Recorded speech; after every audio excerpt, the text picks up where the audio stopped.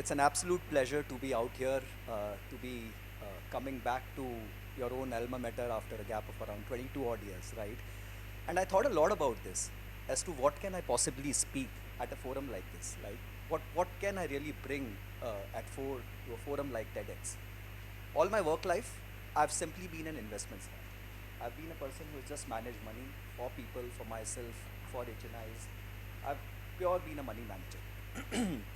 There wasn't much on the table. But then I thought about it and I thought I can actually try and share as to what made me good at investments. And no, it wasn't any degree, it wasn't any course, it wasn't any curriculum, it wasn't any institution, right? It was all as how I saw life through my own lens. It was life as it passed by.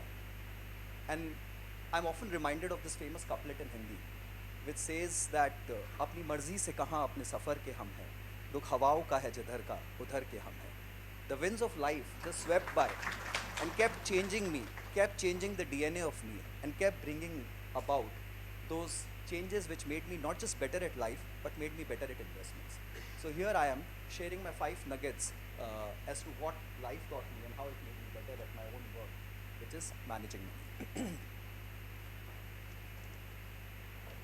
Okay, so this was year 2006 and 7. Indian economy was booming. Markets were roaring. Everything was going great guns. I was working at Citibank. I was a wealth manager, managing money for HNIs, managing money for large individuals, large institutions.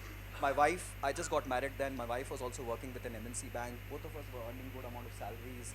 High income, aggressive, young individuals, double income, saving everything and saving and putting everything in it. Right? Life was going great guns. There was no looking back. Right? We were roaring.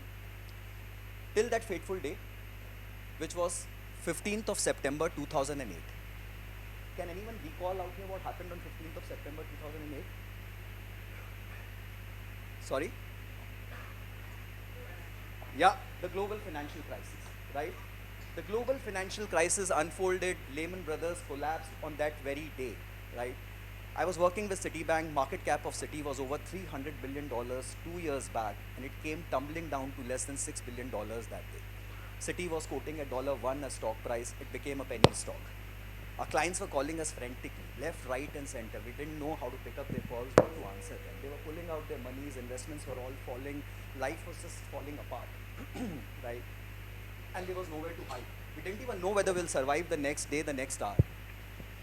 No one was sure of what was happening around us. At that year, Citi cut over 1 lakh jobs across the globe. All our savings was in equity. We were down 60-70% on our personal money as well. And every night of that month, I just couldn't sleep. I just kept thinking what will happen to my finances, what will happen to my career, what next in my life, right? And finally I realized, here I was managing money for the HNIs in Mumbai. I was the one managing wealth for them. And I was the one most worried about my own finances. I was the one having nightmares and sleepless nights. And that was the day when I realized that role of investments is not to give you sleepless nights. Your investments can't give you nightmares, right? That was the day when I vowed to myself that never again in my life will I face a situation when I can't sleep peacefully because of my own finances. And that was the day when I vowed that never again will my clients face a scenario when they can't sleep peacefully because of their finances. And that was a day when I realized the 101 of finance. That was the day when I realized how important it is to plan for emergencies and to provision for contingencies. And that was the day when I realized that I can't test depth of a river with both my feet, right?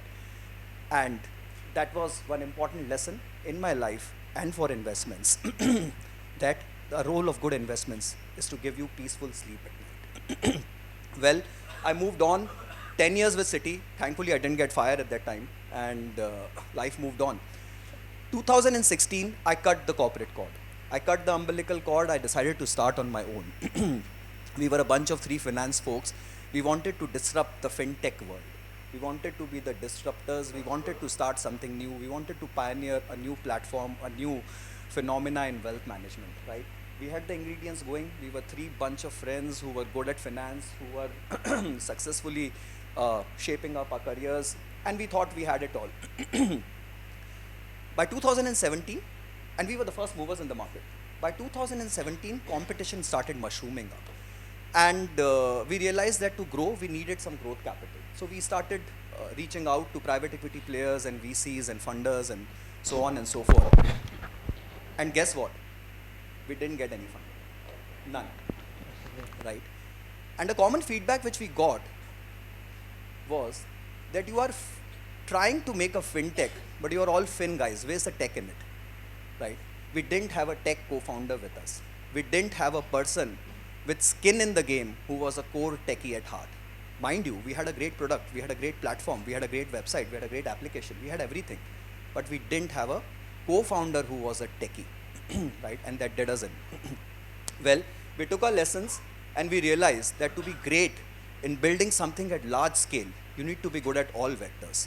You need to be good at product, you need to be good at tech, you need to be good at finance, you need to be good at marketing, you need to be good at multiple vectors. You just can't be good at one vector and try and scale up your things, right? And that's true with markets also. If you really want to ace markets, you can't be just good at fundamentals, you can't be just good at liquidity or macros or anything. You need to be good at all the vectors. If you're a great fundamental investor, but if you forget about macros and if you forget about liquidity, you're not going anywhere in life.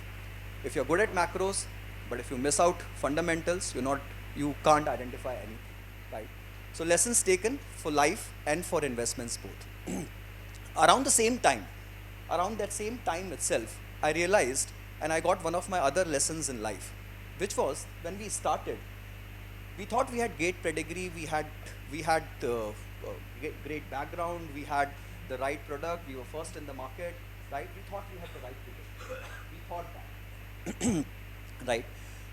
But finally, obviously, we couldn't raise capital. But from 2016 to 17, before we ventured for raising money, we were trying to scale it up on our own. We were very clingy about our equity. We didn't want to do away with our equity. Neither we were putting our own money at very large scale behind our own idea and our own conviction, right? And we finally couldn't scale it to a level where investors got interested. And that was my biggest lesson in life.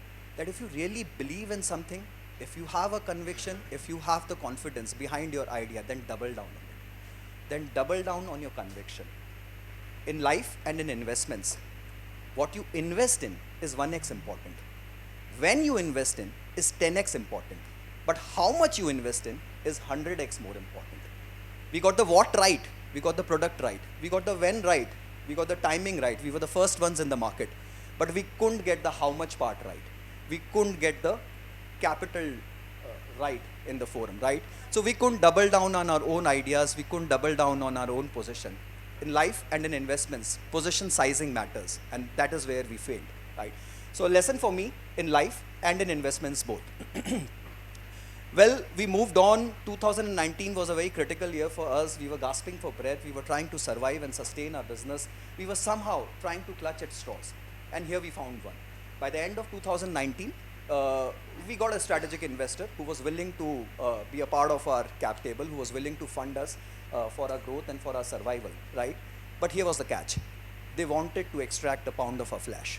They wanted a huge chunk of our equity, which we were always very clingy about.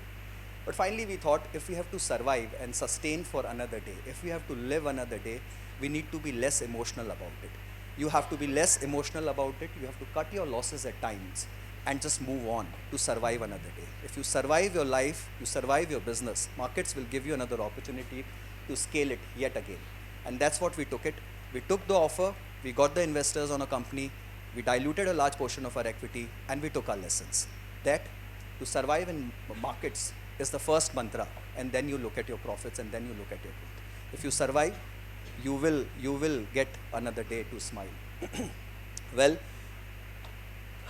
after our marriage, after we got hitched with the partner, everything went on pretty well, and we thought so, right? We had the capital now, we had a partner, we had the distribution network, and everything was going extremely well.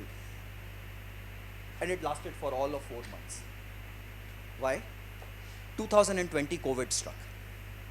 Businesses went down, markets came crumbling down, everything was down, we had huge expenses to be paid off, there was no earning, and we were suddenly back to square one. There was nowhere to go, there was nowhere to hide. and we didn't even know how will we survive that phase. We were in a lockdown, figuratively and literally. What do we do then? We decided to enter and venture into anything and everything which we didn't want to do at the first place. We opened up multiple lines of products. We opened up from being just a B2C player to being a B2B player. We opened up a well-tech advisory platform. We started offering whatever little technology we had to other private players in the industry, and we ventured into anything and everything which we never wanted to do. Things which were untouchables to us, things which we thought we didn't like at the first place, we did everything to sustain ourselves, to survive, to make money. And yes, we did survive. We did survive, and happily so. For 2 years, we made good amount of cash flows. We actually scaled up our business dramatically, and that gave me one of the most important lessons in my life. That sometimes you just got to cut your favorites out and to embrace the untouchables. At a right price and at the right time, there is no untouchable in the market. There is no untouchable in the life, right? You got to be nimble enough, you got to be flexible enough to be able to adapt, to be able to embrace everything. Everything has a meaning at the right time and right place. It's been 9 years for me now, running my own setup. And one thing which I've learned in life and in investments both is that the inevitable never happens. The unexpected always does. Right? I get beaten down very often, right? I get knocked out very now and then. But I rise up again. I rise up again and take my lessons. I take my learnings along with me, right? And I've realized it's not possible for me to win every day. I've realized that I can't stop playing the game for the fear of losing. For me, the mantra is very simple. Every morning, I got to get up and I got to show up before the market opens. Before the market opens, I got to just show up, right? And that's kept me going. And to sum up all my learnings in market, these 5 things which I've told you, I'll just leave you all with these last and final words, which I believe are the core mantra of all this. That when things get bad, become better. And when things go better, become better. Thank you very much for being a lovely audience. Thank you.